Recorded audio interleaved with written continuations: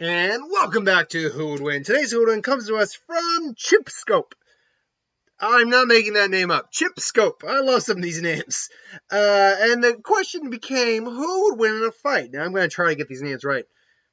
Balerion the Dead, or not, it's not Balerion the Dead. It is Balerion the Black Dread. That's it. Versus, oh god, Sindragosa from, I believe it's, is it World of Warcraft? That's, that character's from. Balerion is from Game of Thrones. Sindragosa. World of Warcraft. So, both are dragons, both are ancient dragons, and both are technically dead. One's actually dead, one's a lich. So, Balerion was famed as being, one of the, Targaryens' dragons, one of their mounts. He was legendary, and I believe we actually see Balerion's skull in the actual show, if I'm not mistaken. I don't actually watch Game of Thrones. Sorry for you. But how do you not watch Game of Thrones? It's like, I didn't get into Game of Thrones. I'm sorry. I'm one of the people who just could not get into that series. And could's not the right word. I never really made a strong attempt to get into that. So, I mean, they said, in terms of, there's not much to say about Balerion, in terms of what balance. It's dragon, they can breathe fire. But there is, one of the things we could say about Balerion more than just about anything else is that he was big. In fact, he got so big, it was hard for him to fly long distances. He got very lazy, was willful and not a beast to be trifled with. But yeah, he basically, he stopped growing around 93 AC. He had grown sluggish and heavy and was difficult to rouse. Claimed dragon that year, and the dragon struggled to take to the air. He was so big, basically, and fat. He'd been, sleeping for so long.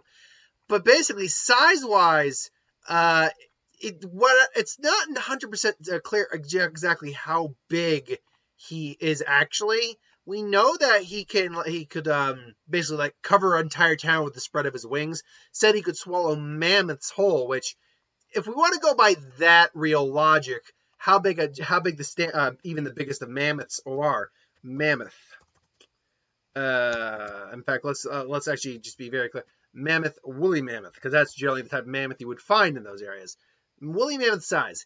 If we can get a general idea how big he was, contrary to belief, the woolly mammoth was hardly a mammoth in size. They were roughly about the size of a modern elephant.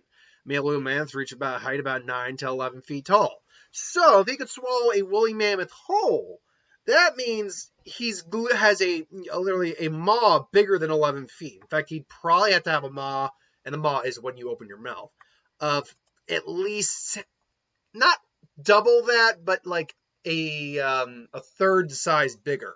So you're looking at, instead of like 11 feet, you're looking at about, say, doing the math rough in my head there, you're looking at about 16 and a half, because that way you're able to compensate for that. So size-wise, then, I mean, his head would have had, I mean, we do see Balerion's, the size of his skull. We do see it. And it's a big skull. Like, it is not small at all. So we can get a general idea of the size of this guy. Now, if you want to get a legitimate idea of what we're going to be dealing with in terms of size, and size is a factor when you're talking about fights with dragons. Their abilities as dragons also play a factor too, but right now we're just talking about size alone. So here's it's loading, but give it 1 second here. So this is the size of Cersei Lannister compared to the skull of Balerion after, he'd been fully grown. Like I said, this thing is huge. Like this thing, and you can actually see, if this guy opened his mouth, he actually could have easily swallowed the mammoth whole. He's at least, his head was at least 3 times the size of any normal human height-wise. I mean, she's a normal standard human height-wise. In terms of how big he actually was, I do think it's exaggerated. I think on this, like, you can tell here, honestly, he doesn't look much bigger in terms of size comparison to someone like Smaug. Smaug is huge, but even by like Middle Earth standards, Smaug was just dwarf compared to some of the biggest dragons.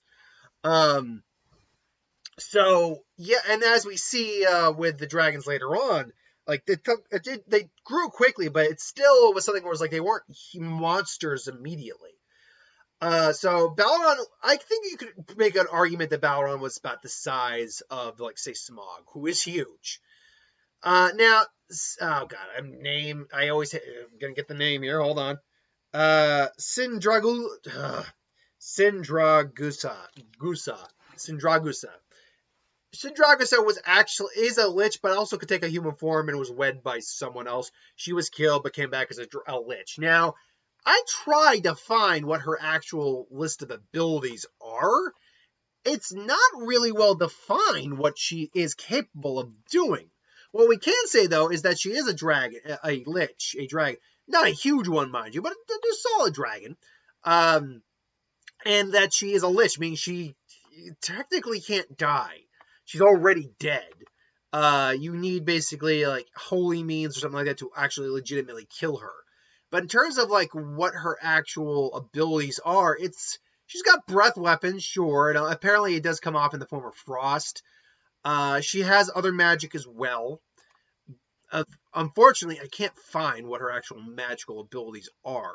But she was a very powerful mage in her own right. But she was also a very powerful worm and well, not worm, but a wyvern at the same time as well. I believe she's described as a wyvern. I'm getting a picture. No, actually, no. She's a standard dragon. I take that back. A wyvern's one that, like, oddly enough, Smog, whose arms and wings are basically the same thing. But anyway, that's so. I mean, here's the thing. While I can't say to what extent her actual abilities are, if these two meet in the fight, it's kind of actually a no-brainer to me who wins in the fight. You have one that is a dragon that at its peak size became sluggish and it was difficult to maintain flight, versus a smaller but very deadly dragon who is undead and has magical abilities beyond just like ice, their breath weapon. To me, that's kind of a no-brainer of a fight. It's going to be Sindragosa. It's going to be Sindragosa who wins the fight. These two will probably duke it out in aerial combat, but after a while, Balerion will basically just kind of be like tired and just can't continue fighting in midair for a while. So ultimately, he's going to have to go to the ground, rest, and she's just going to keep attacking him. Even if he kind of like obliterates her, she's just going to reform because she's a lich. So ultimately, I find that a pretty easy fight in my mind. Now, obviously, I don't know Game of Thrones very well, but dragons are. When you're talking about a dragon that's just kind of like a basic dragon, it's kind of like Smog. It's a very basic dragon. It's a very easy animal to do in a versus because the biology of dragons kind of stays consistent throughout most lore, unless you're going into like dragons who are sentient and can cast spells and all that. Now you're dealing with different types of dragons. The Game of Thrones dragons, however, are just kind of the standard fire-breathing dragons. Powerful animals, no doubt, but still fire-breathing dragons that, durable, all that, but can still be put down. Whereas World of Warcraft, no, we get dragons like Deathwing and Sindragosa, who are definitely more dangerous to deal with because they're also magically imbued. So, yeah, I go Sindragosa. Who do you got in this fight? Let me know in the comments below. But thanks for watching. Hope you enjoyed. Like, comment, share, subscribe. As always, if you want us to review something, put in the comments below. Let us know. We'll do a review of it at some point. Hit that bell if you want to be notified. I will see you folks a little later for my What If. I'll catch you next time.